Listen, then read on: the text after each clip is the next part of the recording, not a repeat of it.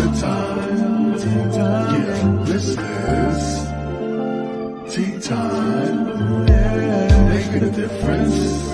One cup at a time. Tea time. So be sure to grab your tea, grab a seat, and tune in to Miss Liz. Tea time. Making a difference. One cup at a time. Tea time, yeah. Tea time.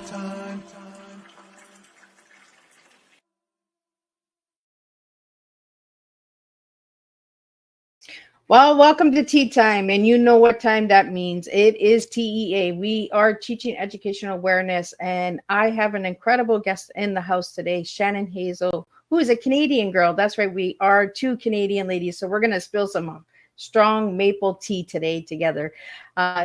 So before we get started, we're going to do a disclaimer. We're going to get a bio out there, and we're going to get you over to Miss Liz's YouTube channel. And why are we going to get you over there? Because Miss Liz has over 300 interviews for all walks of life, all different countries, all different topics. So I do guarantee that there is one tea time that will resonate with all of you guys out there. When you support and share Miss Liz and support my guests, you make a difference as well. And together we can all make a difference together, one cup of tea at a time. In Miss Liz's house, we do not serve a beverage. We serve storytelling and words. So let's get started and let's get the disclaimer going, the bio, and let's get Shannon in here and let's spill a tea of teach, empower, and affirm. That's the tea we'll be serving today with Shannon Hazel. Disclaimer for Miss Liz's Tea Time live show. Miss Liz, myself, is going live using StreamYard. Before leaving a comment, please grant StreamYard permission to see your name at StreamYard.com. Please be advised that the content brought forward for any Tea Time show hosted by myself, Miss Liz, is always brought forward in good faith. However, may bring forth dialogues and opinions that are not representative of my platform. The facts and information are perceived to be accurate at the giving time of airing. All Tea Time guests and audience participants are responsible for using their good judgment and taking any action that may relate to the discussion. The content brought forward may include discussions for some where they may be emotionally at risk. It is significant to know that this show is engaging in discussion forums only to offer and inspire awareness and connection and is not providing therapeutical advice. If you have any questions about the disclaimer or the panelist discussion, you may freely contact me, Miss Liz, through my email at bookingmissliz@gmail.com.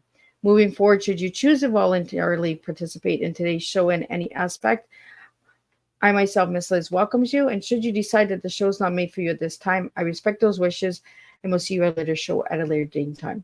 Now, again, Tea Time's regular dates are Thursday, 3 p.m. and 7 p.m. Eastern Standard Time. If you see Tea Time on a Monday, Tuesday, Wednesday, it is a special surprise or rescheduled Tea Time. So today I have an incredible lady in the house.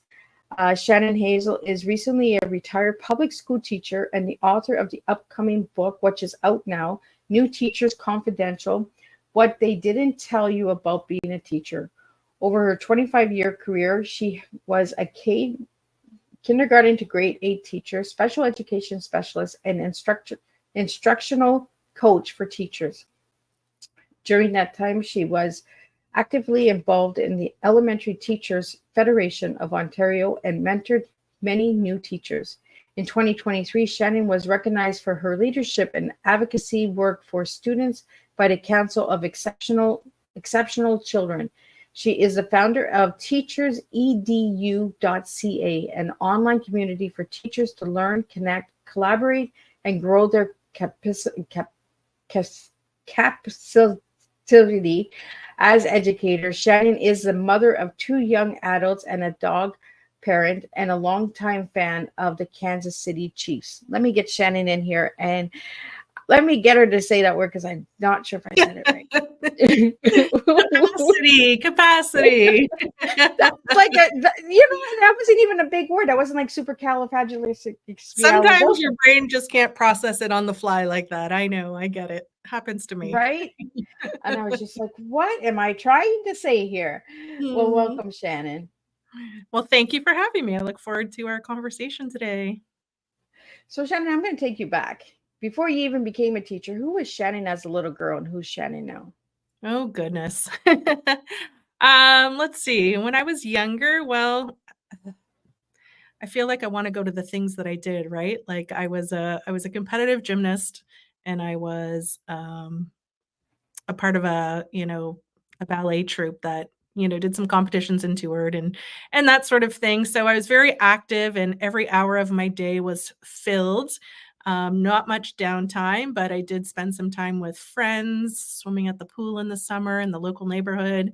But very driven, goal oriented, had a lot going on, and was always busy. And Shannon today is pretty much the same, although she doesn't do cartwheels anymore. um, but I'm still driven. I like a full and busy life. I make time for downtime and, social activities, but I'm driven with a purpose. I like to help people. And at the moment, I'm really trying to support new teachers to the profession to be successful. So Shannon, as a little girl, did you like to play school? I love to play school. Yes, I would play with my siblings. I would play with my stuffed animals. I was always the teacher, though, never the student, which is kind of funny now that, I see how my life planned out. I was obsessed with stickers and marking things. I love to be the teacher who got to mark and put like 9 out of 10 on the spelling test or something.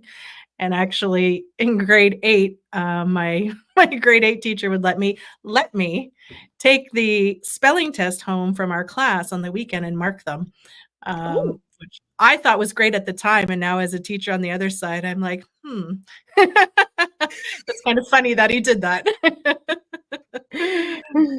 so you've been you're a retired teacher now, and you were a teacher for 25 years. So did you enjoy those stickers, the scratch and smell stickers? As a teacher or as a child? As a child and as a teacher? Oh, both. Well, so I lived in a time, and I don't know if this was common other places, but me and my friends growing up all had sticker books. And it was our life's mission to find new sheets of stickers that we didn't have. And we would have little photo albums, and we would put them in the photo albums all perfectly arranged, and then, turn the pages and show each other what we had. So I feel like stickers for us was like, the Pokemon or NHL cards of today where kids collect and trade them. We did that with stickers. So, yes, I've always had a sticker obsession. As a teacher, I loved my stickers as well. And just to fill you in on a little top secret information, big kids like stickers too. Okay. Don't think they're only for the little kids. You give a teenager a sticker, they will wear that sticker proudly for the day. They will be the envy of all their friends. So, I don't know what it is about stickers, but I think it's a universal thing that people love. Yeah. I'm not sure what it is about stickers, but I love stickers too. I like putting them on my little notebooks and journals and give myself a star once in a while. I really like the scratch and sniff stickers, where it cheers you up, right? Yes. Yep. I can get with that. Yep. So Shannon, and in 25 years of being a teacher, what was the thing that stood out the most for you? Hmm. I don't know. That's a pretty wide open question. Um, I'd say the little girl Shannon who wanted to be the teacher didn't realize the all-encompassing, overwhelming nature of the role. So, when you're growing up and you're saying, I'm going to be a teacher, and you're in university and you're heading into teachers college, you're thinking about, having your own class of students and how fun that's going to be, and decorating it up to look just perfect for them, and buying new school supplies for them. And, you just have on these rose colored glasses about all the joy teaching is going to be in having your own class of students. And it's not until you actually begin in the role that you think, "Oh, well, there's a lot more to this that I didn't know." And, it's a little overwhelming. It's a steep learning curve. It's a lot of stress. It's a lot of taking work home with you. So, I think the biggest thing for me was really trying to maintain that joy of being a teacher and having fun with the students, um, even though you're living in the reality of everything that comes with being a teacher. Well, the reason that I asked that question is because I want to get into the book, right? Because you wrote this incredible book that came out in March. So let's talk about that book. It's called New Teachers Confidential: What They Didn't Tell You About Being a Teacher. Mhm. Yeah, So, so since I was younger, I always knew I wanted to write a book. I didn't know what kind of book. I actually thought it would probably be a picture book. So when I retired in June of 2023, I knew mission one was I want to write a book. Like it's time. It's, my time now to do some of the goals that I've had. I've spent 25 years working full time, raising 2 kids, that sort of thing. So I wanted to start checking off some of those bucket list items. And writing a book was number one. And so that July after I retired, I started brainstorming about, what kind of book would I write? And the one that I just kept coming back to was because teachers working today, and this was true for me when I was working, we always think to ourselves all the aspects of the job that you didn't know coming out of teachers college, right? And so in my head, I kept thinking, I need to write a book about everything teachers really need to know that you don't learn in teachers college, that you learn on the fly while you're doing the job with 30 kids in front of you. So it's sort of like building the airplane while you're flying it. And I thought, I want to write that book. All the things that I watch year after year as we get new hires, new teachers coming into the building, occasional teachers, and just all the ways they're not equipped for the role, or all the things they didn't know were coming, which are huge pieces of the job. And really, you should come in at least knowing it's coming. Do you know what I mean? You shouldn't be caught completely off guard. So that was the book concept, like everything they need to know that they didn't learn in teachers college. So I just started making a laundry list of, over the last 10 years of teaching. For me, I was a union steward and very involved with the Elementary Teachers Federation of Ontario. And in those roles, and as part of, our local executive and being a steward, I helped a lot of new teachers and mentored a lot of new teachers, and, would try to be the person they could come to with their questions and that sort of thing. So I felt like I really kind of understood their struggles and could think back also to when I first started teaching and just the things I had no clue about, right? So I wanted to write that book. I wanted to write a book about all those things. I wanted it to be an easy read because teachers are busy people, especially at the beginning of your career. And I wanted it just to pack a lot of punch. So not a lot of fluff, not a lot of belaboring points, just kind of here's the straight facts, here are the practical tips. Hopefully you can just take them and run with them, or at least be aware of what's coming, and have some things, in your pocket that you can pull out as needed. So that was the mission I set on, to write that book. And I mean, it's been out since March, and our local teacher unions are buying it up for their new teachers. It's selling well at, my little local bookstore here and online. So hopefully it's helping some people. So Shannon, with the teachers union and that, can you tell us a little bit about that for people that might not know about that? Yeah, so in Ontario, and it's true in all of Canada, and I know some places in the States, that all teachers are members of a teacher union. So for the public school teachers in Ontario, that would be the Elementary Teachers Federation of Ontario. Catholic teachers, high school teachers, they have their own unions, and it's the same across the provinces. Every teacher belongs to a union. So within that union, obviously works like a union in any other profession, any other trade. The union represents its members, and so there's various ways teachers can become involved, and one of them is to be the union steward at their local school and representing sort of the teachers in-house in the school with administration. They have social events, they have professional development opportunities, there's committees you can be a part of.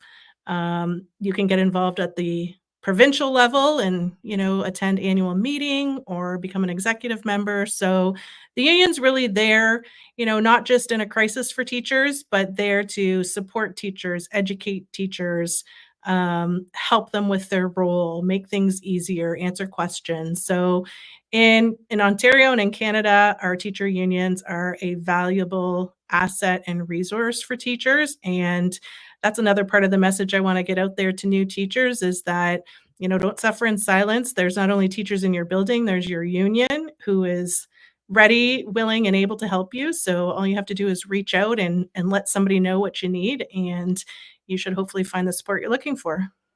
Now, the teachers union, is that only for public schools? No, so the Catholic teachers in Ontario are members of AWECTA, so Ontario English Catholic Teachers Association, and then high schools belong to OSSTF, Ontario Secondary School Teachers Association.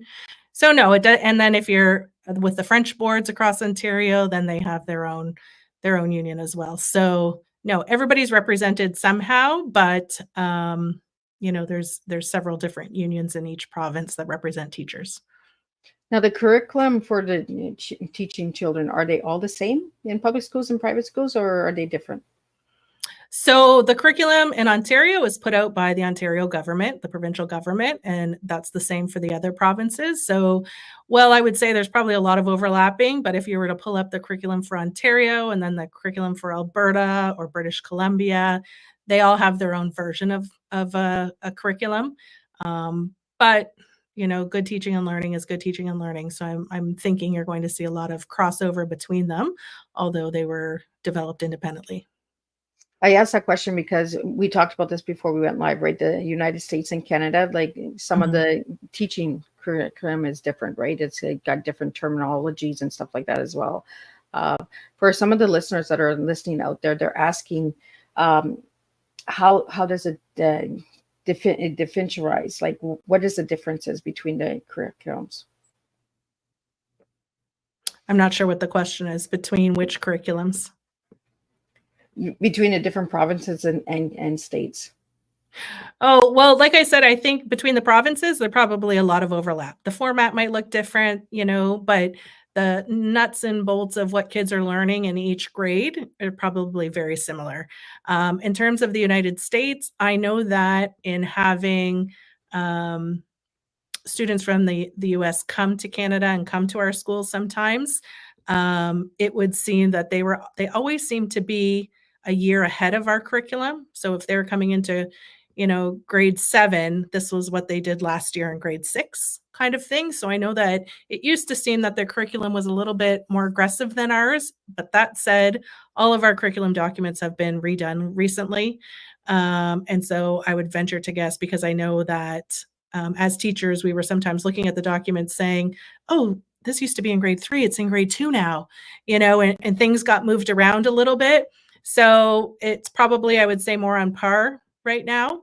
But yeah, in the United States, they do, they obviously have their own curriculum, which is not part of what we do. But I would think that, being our close neighbor, we have very similar expectations for kids in the different grade levels. Now, do you guys do summer school?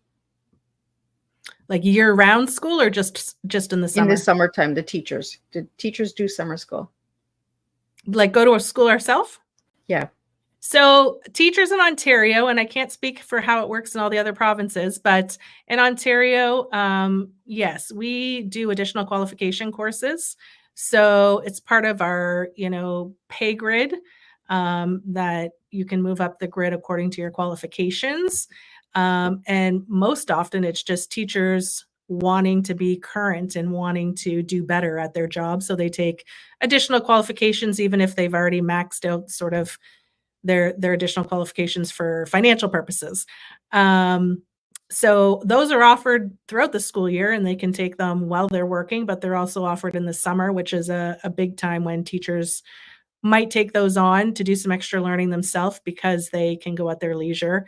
There are a few that are still in person, but most of them have gone virtual now after COVID. So makes it nice. You can kind of log in and do your coursework and interact with others, when it's good for you. So everybody doesn't have to be available at the same time, but teachers definitely spend.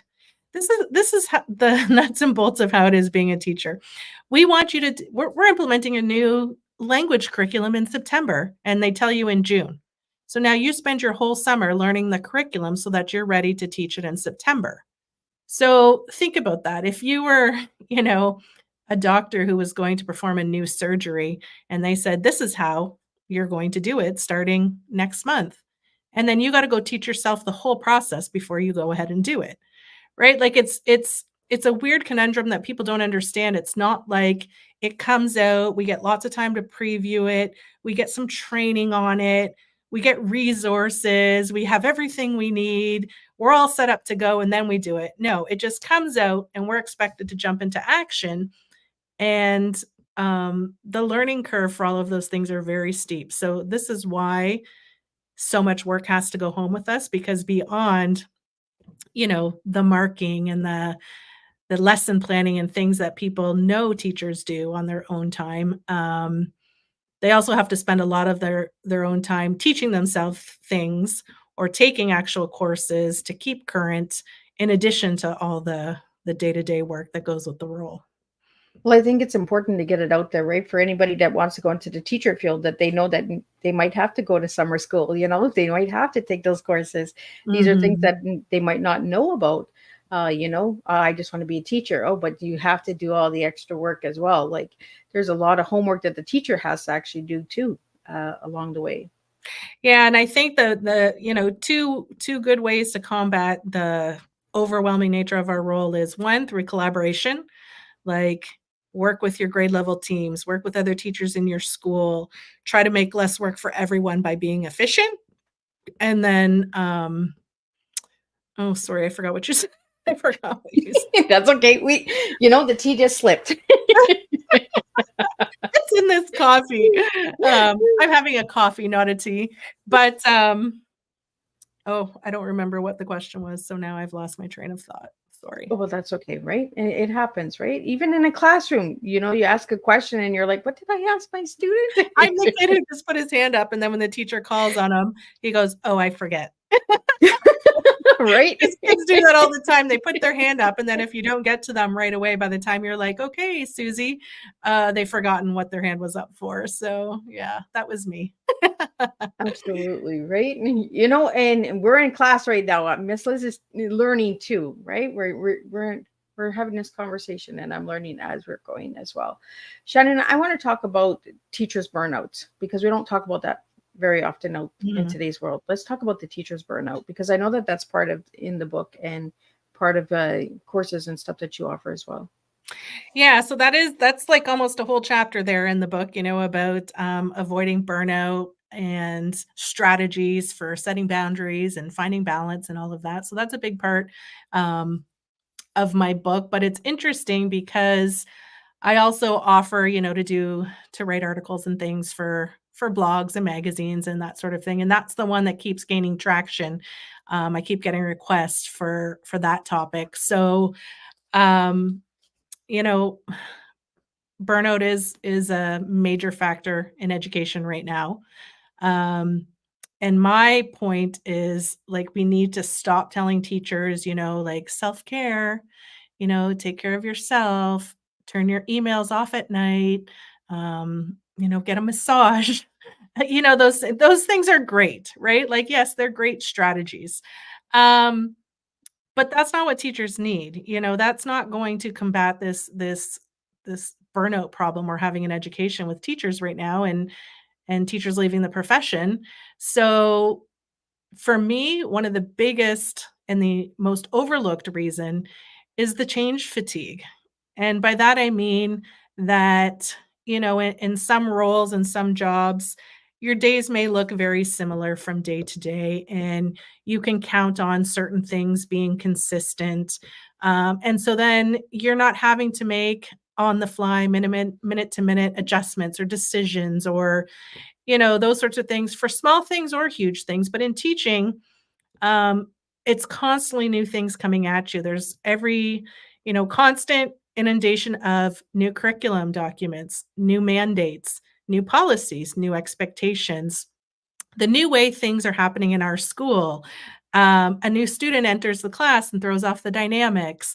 Like, it's change after change after change, which causes you to constantly be on, constantly having to be learning, constantly reading, like just researching. There's so much change that happens in education, and rightly so, because we need to be current. No teacher wants 20-year-old education or curriculum documents.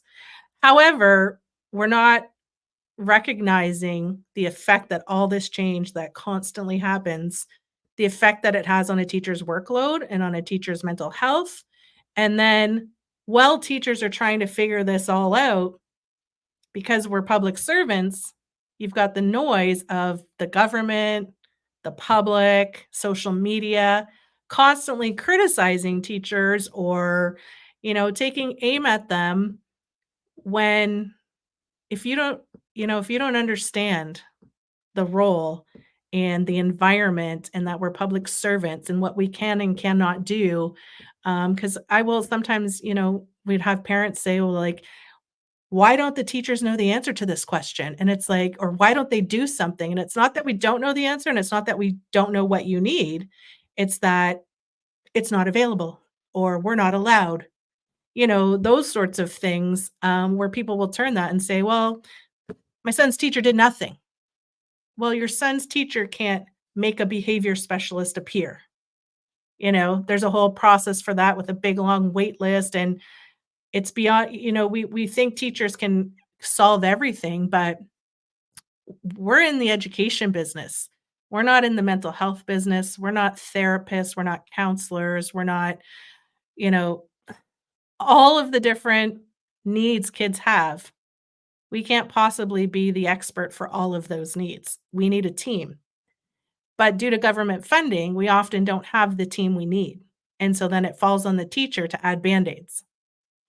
And it's just not realistic. And I understand that parents want to say the teacher is doing nothing or the school is doing nothing, but their real target needs to be the Ontario government or whichever government, funds the schools, because without funding, we can't have the human resources that our kids need. And that's the real issue. And Shannon, there's been a lot of cutbacks for teachers in the last few years, correct? Yes, and I just saw, actually a friend posted it because there's a little calculator must be somewhere online, and somebody's put one out there, and you can calculate for your child's school in Ontario. You can go to that school and see what the funding cuts were per child based on the amount of funds cut from that school particularly. And so she had done it, and per child at her school, her children's school, $1,500 per kid was cut. Wow, that's a lot. When you add it all up, that's a lot. It's a lot of money, yeah, per child across Ontario, right? And some people might say, well, $1,500, but when you don't understand all of the things our schools were already lacking before that cut, right? Yeah. And it's not like people will say, well, don't buy things for your classroom. Don't spend your own money. Don't, right? Like they'll tell teachers you don't have to. But the reality of what our job would be if we didn't buy the things we needed, trying to educate children every day, and the lack of resources kids would have to learn if we didn't, like, it's not even, no teacher could fathom it, right? They won't allow their kids to go without, to learn without. And so we often spend more money on our children in our classroom, than our own children. Like, no, you can't have that Lego set, but I need Legos for my classroom for the kids to play with because they don't have them at home and I want them to have Legos to build with, whatever it is. So yeah, the funding is the driving force behind, in my opinion, all the issues in education. So anyway, we were talking about the change fatigue, and I think that we really have to find more support, which comes back to funding for teachers to be able to engage in that learning during their school day, or when they're on the clock instead of having to do all of that at home. And we also have to streamline these changes. We can't, if the left hand doesn't know what the right hand is asking, then they're getting dumped on with multiple huge changes all at the same time. And everything is, a now, like this is getting implemented now, where we might need, more of a running start, and it might need to be implemented in the next year or the next 5 years, or, depending on what it is. So we really somebody's got to be overseeing all the different demands being placed on teachers and streamlining implementation so that everything's not always happening at once. So Shannon, we have a question here. How has education changed for teaching since online has taken over? Yeah. So, I mean, some great things came out of online learning, like A lot of teachers are more tech savvy. We're able to implement that in our classroom more seamlessly than as a whole. I'm saying there was lots of very tech savvy teachers, but more than before, school boards were kind of forced to buy some new technology that teachers have been wanting and needing, and so we have that at our disposal. But the biggest thing is we got different kids back, right? The kids pre-COVID and post-COVID just and every teacher will tell you there's just something different about the kids as a whole, right? So, and that's kind of 2 groups. That's like the kids born during COVID. So they were very much isolated. They weren't out at the parks playing with other kids or in little groups or, taking something that was more structured and learning how to sit and listen and, different things like that. So they came to school like a little bit kind of wild and not school ready because they didn't have the experiences that kids get when they're 1, 2, 3 years old before they enter school at 4.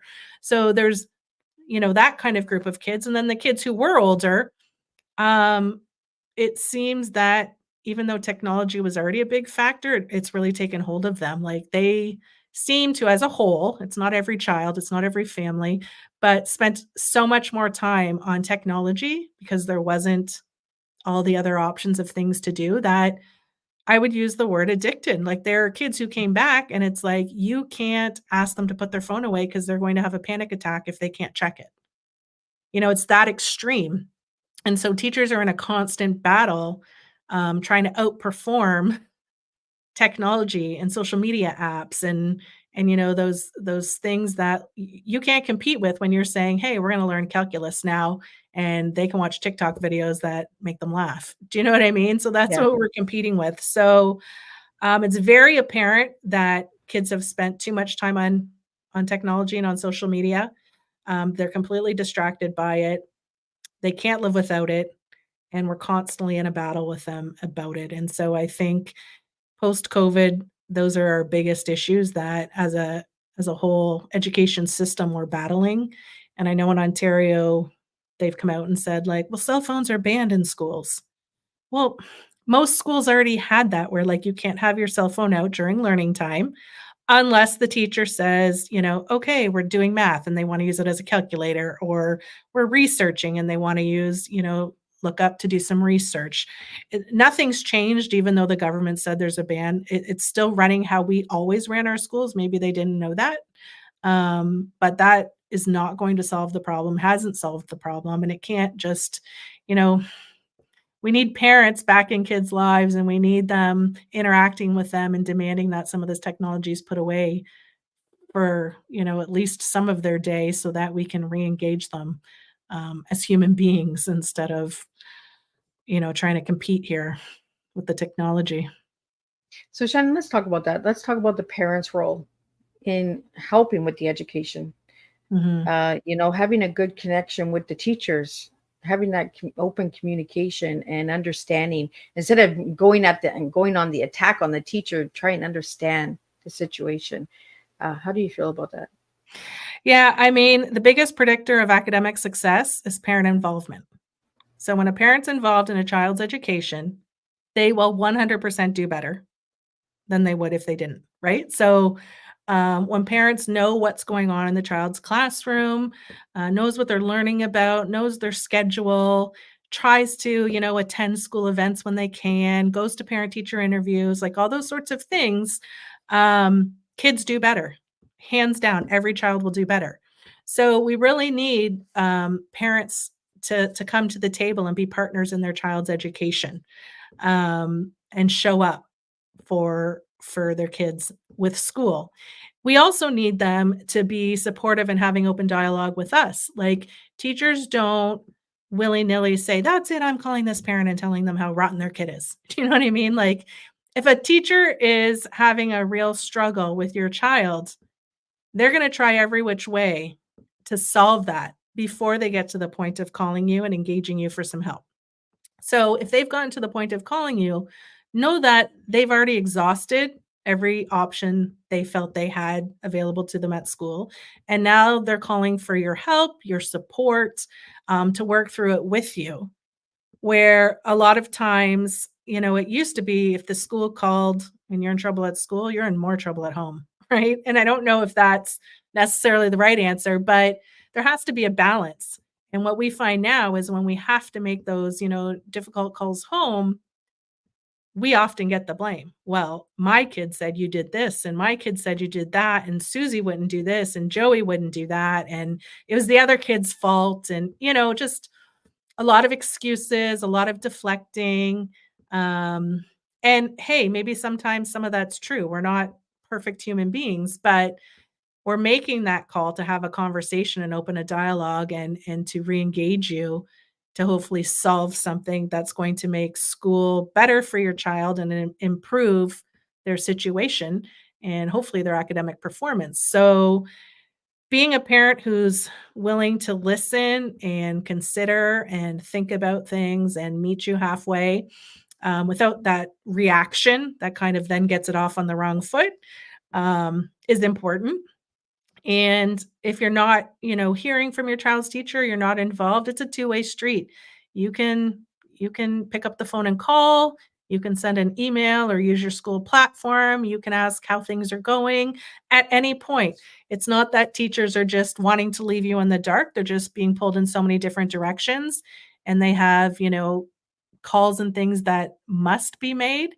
So sometimes, if Susie's doing well and everything's really good, they might not call you for a bit or reach out at all, but you're always welcome to call. You're welcome to schedule a meeting. Like, you can initiate that interaction with teachers as well. And I mean, there's nothing teachers love more than a partner, a supportive parent who shows up and says, like, how's my child doing? How can I help? Is there anything I could do at home? Like, you know what I mean? That is like heaven to us because then we feel like we're not in it alone having to, keep all of these kids afloat and getting the best from them every day, that we have other support.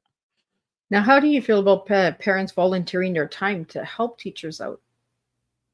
That's great. I think in most cases, teachers welcome volunteers in their classroom. There's many different ways that you can help out, and that looks different in different schools and at different grade levels and with different teachers, but there's always an avenue for parents to be involved, whether it's at the school level, whether it's in the classroom or a field trip. But I think, again, you want to be there to be involved with your child, but you have to remember that this is a class of however many students. And so that may look a little different than you were thinking. And so, try to work with the teacher and find that common ground about why you want to be in the classroom and what is really actually valuable and useful and helpful to them. And then see if you can find that role and that frequency with which to do that. That works for you both. So, Shannon, during parent time, like parent meet and greet and all of that, is there one story that stands out to you over the 25 years? You know what? One story, I don't think so, but I'm going to say, um, my first year teaching, was actually in Oakville. And I was out of school, and my first round of parent-teacher interviews, every single student's parents came, and I'd say probably at least 80-90% was both parents. And then a couple, there was even a nanny. And I was Oh, just like, wow, like, I was blown away. I just could not believe the attendance at parent-teacher interviews, which was a great thing. Some teachers might be like, "Oh my goodness, every parent came," like, but for me, it was like I got to meet every parent. I got to put faces with names. I knew who I was talking to. They got to see me. Like, I thought it was such a great thing. And I mean, now at the end of my career, after 25 years, and now a totally different school and, different climate and that and whatnot, um, you might get 3 or 4, right? And so, I mean, even just that, and now it's been over a 25-year period, but it's been a big decline, in attendance at parent-teacher interviews, and, that's sad. And if you can't make the interview days and times, teachers are happy to schedule it when you can. So, if you're like, "Oh, it's Thursday and I can't go on Thursdays, I have to work," send a note or call, because they'll meet you Wednesday or they'll meet you Friday, or, they'll call you instead of in person. But just be involved. Just be involved in whatever way you can make work with your family and your lifestyle and the number of kids you have. It's important. Kids do better when their parents are involved. Why do you feel that there's a decline in parents attending these meetings? I'd say it's a lot of things. Some of them, two parents are working. So most households have two parents, or every adult's working. It's not parents that maybe have that time. We now are like, we're a 24/7 society, so it's not like every parent works in the daytime and has the evening free. A lot of parents work evenings, midnights, weekends, so the rat race goes 24/7. A lot more, I'd say, single parent families, where that's a lot harder for them to get in, and even they might have multiple kids, so trying to get with each teacher, especially in high school when, your kid might have 4 different teachers and you got 3 kids and you're trying to do 12 meetings, like that's, a little bit of craziness. And I think just there's not as much, it's kind of like the school will teach my children, not as much, parents feeling like they're also responsible for their child's education and wanting to play a role in that. So leaving it to the professionals, the school system. Um, yeah, those are some of my thoughts on why. So I found that you have 5 strategies that you can do at home with your child. What are those 5 strategies that parents can do with their kids at home? Sorry, I don't know which 5 strategies you're talking about. Where did you see Oh, that? I found that on your website. Oh, you read one of my blog posts. Okay. Oh, I'm not familiar with them. Okay. I'm going to make them up, and they'll probably be the same ones as I might have put on my blog post. But things parents can do, at home is make sure their kids are prepared for school, right? They have everything they need. They come to school prepared, they've had some breakfast, they've got a lunch with them, they've got all their school supplies, homework, that sorts of thing. If a child starts a day off and they get to school and they're like, oh, I forgot my lunch, or my math sat home on the kitchen table, or whatever. It just sets the wrong tone for their day, and then they're trying to recover. So trying to have a, either positive or neutral morning where there's not too much drama, where it's a fairly smooth send off and they have everything they need, sets kids up for success 100%. And if not, because that's not always the reality, if they've had a rough morning, or they're, sad about something, or emotional, or whatever, giving the teacher a heads up, so they know the child they're receiving that day. And if you're able to, giving them a little heads up as to why. So they kind of know the scenario and maybe know how to navigate that with your child a little bit better, so they can bring their day back around. The other thing is, having a space, whatever that looks like in your home, for them for homework, where it has, again, all the materials and things that they're going to need to be successful. So whether it's the kitchen table, a little desk, whatever that space is, but just somewhere where they can sit comfortably, do their homework, without distractions, without technology, without a TV on in the background, that sort of thing. And be nearby, be accessible if they get stuck, so that you're able to, give them a little support and allow them to move forward, because they're not used to doing it all by themselves. They're used to having a teacher right there that they can ask questions to. So some kids really need that adult to help them read the instructions, or help them with a tough question in order to keep going and avoid the meltdowns, or the blow-ups, or the crying, or any level of frustration your child might display. And then, as the research for a lot of years has said, read with your kids, just read. Have fun reading books. Model reading yourself. Read your favorite book in front of them, so they see you as a reader. Read books before bed. Read books in the car. Just kind of have little stashes of books all around, so they're always available. Trying to set that example that reading is important. It's a big thing. It's how you learn. It's how you think. And then ask them questions and have conversations about what they've read, and not on the level of like, well, what color was Susie's dress? But like, what did you think about that? Or what would the ending be if you wrote the book? Or, just trying to come up with things that also get them thinking, and becoming critical thinkers about what they read, because they're going to consume a lot of information in their lifetime, and we don't want them to take everything they read as, the gospel truth. We want them to be able to think critically about what they read and then decide for themselves. So reading is another huge one. So I'd say, those are the top three. There's lots of ways, even finding opportunities for your family. You're in the car, play little math games. You're out on a nature walk, name the animals, name the leaves, name the flowers, just anything that gives them general knowledge. Having conversations that helps build their general knowledge, because what we know is when kids do standardized tests, their score on general knowledge is a big predictor of, academic success as well, because the more general knowledge you have, the better reader you are, the more things you know that are making sense, the more you can add to what you already know. General knowledge goes a long way. So just having daily conversations whenever you're talking to your kids about things will also help them in school. So we have a question here for you, Shannon. When's the best time to do homework? So that's such a individual child question. Okay. So if you got to really look at your kids, and I mean, you might have 3 kids and it's the right time at 3 different times for each of them.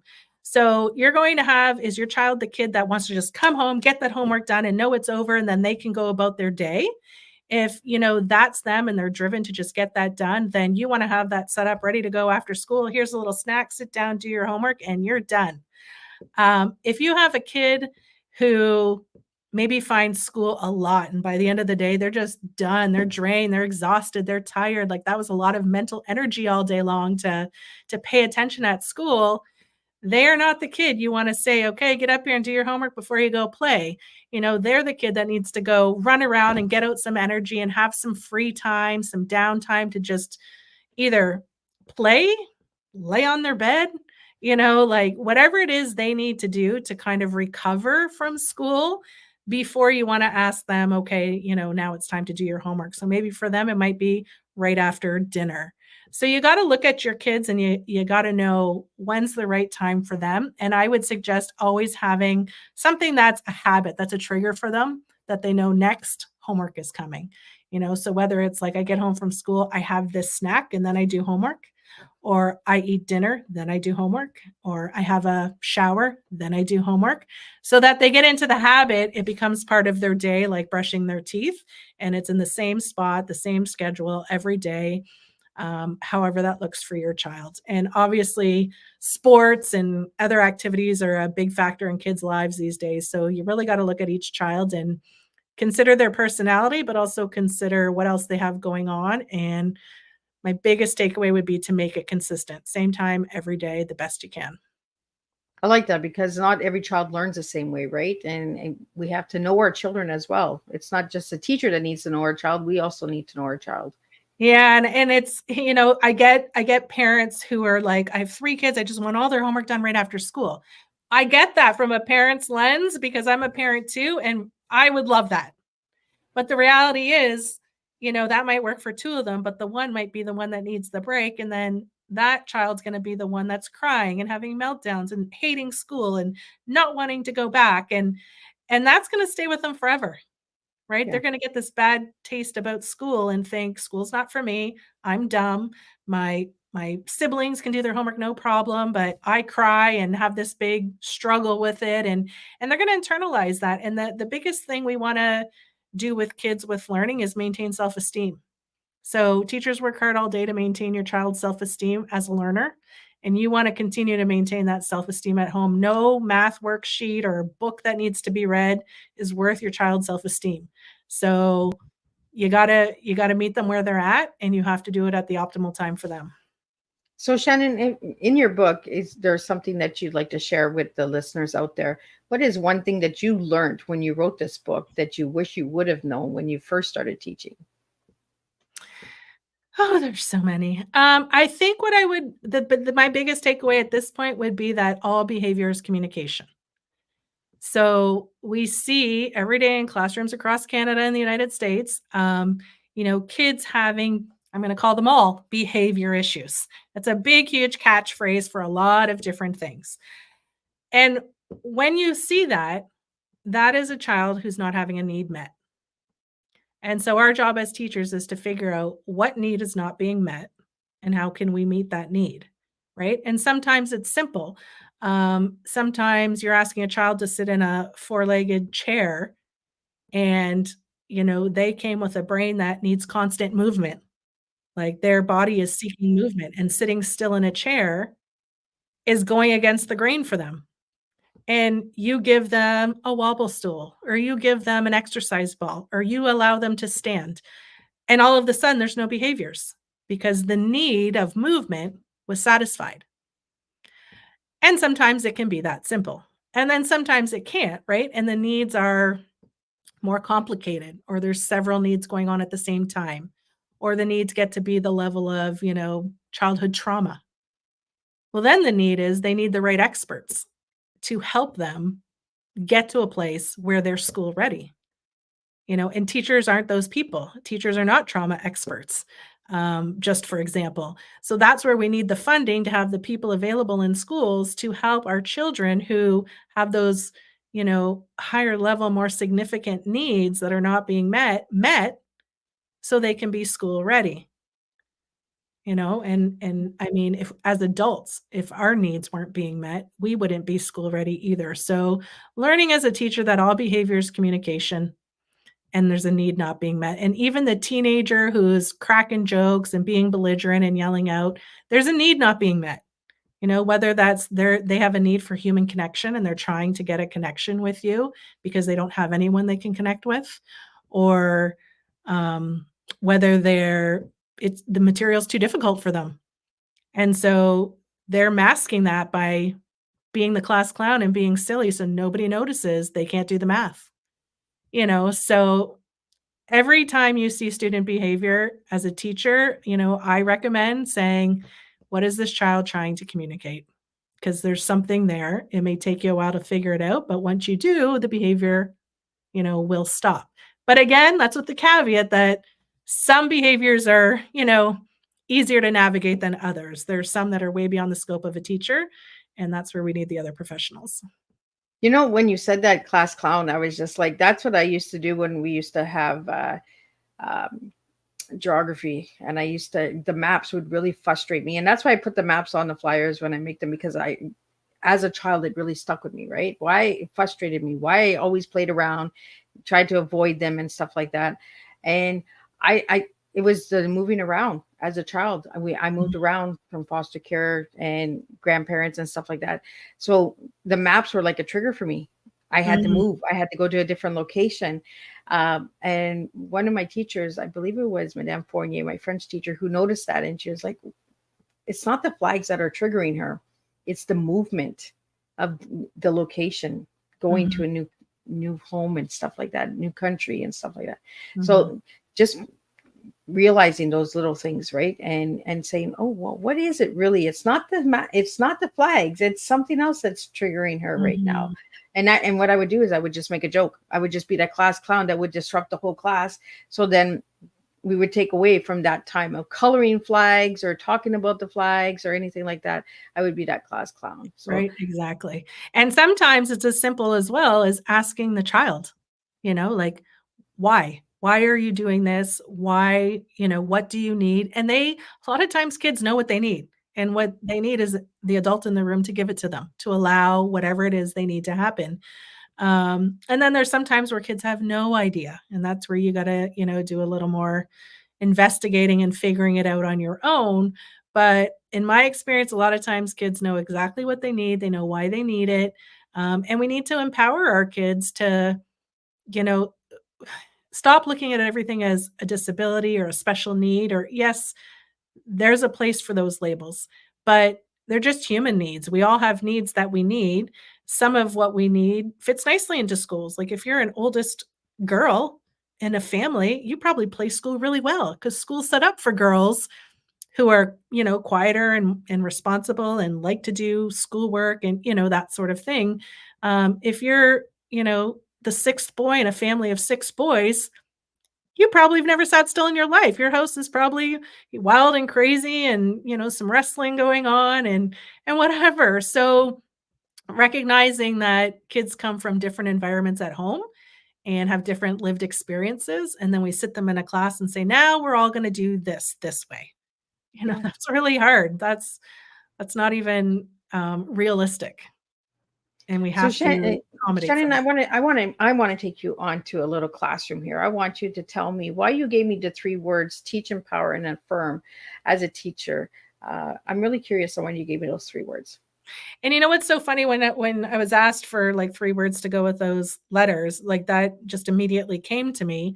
And I would say it's both from a lens as for teachers, but and for students as well. Like, we need to teach students, and by teach, I mean provide those learning opportunities, not necessarily stand at the front of the class and, give them all our knowledge, but provide learning opportunities for both students and new teachers. Um, and then once they're learning, we need to empower them with their new knowledge and skills and say, "Yeah, that's it. Go do it. You've got this." And really encourage them and empower them to take the next step. And then when they are doing it, and whether or not they're meeting with, 100% success out of the gate, affirming that you're on the right track, you're doing it. Look at you. You've got this. Um, it really takes teachers to believe in students before they believe in themselves sometimes.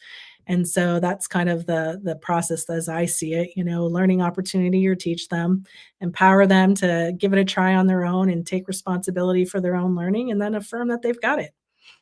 I love it. And I love that in those three words, because as a teacher, I was just like, she's going to give me the word teach. I know that one's coming.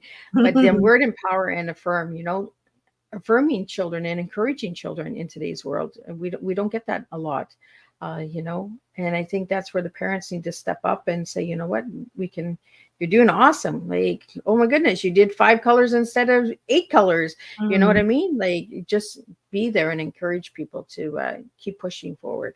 What Yeah, final I mean, message? even sorry with parents, like, simple as you're teaching your child to tie their shoe, you're going to teach them to tie the shoe.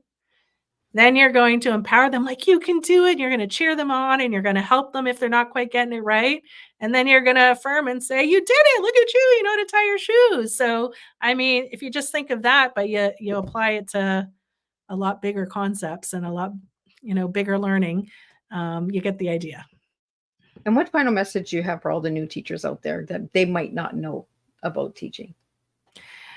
I don't know if it's about what they might not know, but just know that it gets better. Know that you've got this. If you've always dreamed of being a teacher and you're finally living out your dream and you're in the role, it's not going to be easy. It's challenging. My best advice to you is to collaborate, to find other teacher friends, whether they're in your building or outside your building. Um, Build yourself a little network because other teachers are the only people who really understand your lived experience in your day to day. And they're great partners for celebrating your wins. And they're also there, for your struggles and challenges with some great advice. And they've probably been through it themselves before. So I think new teachers, my number one piece of advice would be to build yourself a little network of teacher friends because they'll be with you the whole way. And it really makes teaching so much better when you're in the trenches with others who are friends. And if anybody would like to reach out to you to have them on their podcast or interview, or just reach out to you as a teacher, how can they do that? So you can head to my website, which is teacherEDU.ca, and I have a contact form there. Otherwise, you can email me at shannon@teacherEDU.ca, or you can find us on Facebook, Instagram, or Twitter. Well, that was awesome. And thank you so much for coming and sharing all this incredible information about teachers and being a teacher and how to get your homework done and all of those good points, because all the parents out there, there's a lot of good tools and tips out there. If this tea does resonate with anybody out there, please share it with a coworker, a friend, a family member, a child. This is what these tea times are for, is just to get the information out there and to show that we all have stories, we all have lives, and we all make a difference when we share our true selves.